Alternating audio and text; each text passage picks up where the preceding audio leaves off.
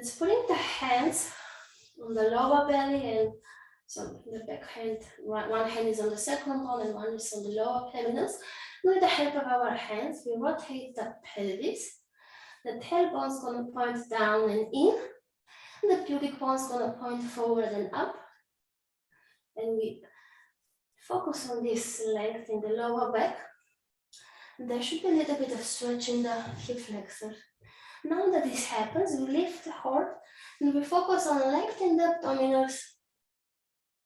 Ribs will be away from the hips. The head will just follow that movement. And then we bring the hands on the back side of the hips and the thumbs are pointing up. Once this happens, we focus on having the elbows close to one another.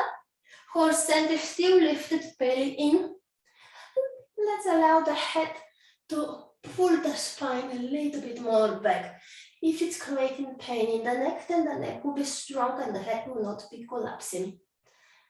If that's enough, stay here. If you want more, half camel, right here, hand, right heel, or full camel, both hands on both hips.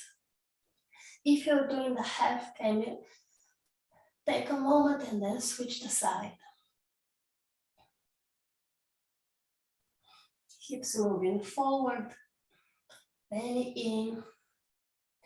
The top part of the glutes remains soft.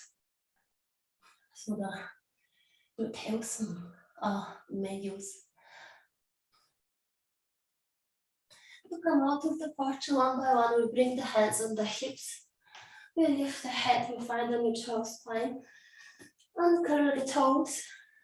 We draw again the belly in. We sit on the hips.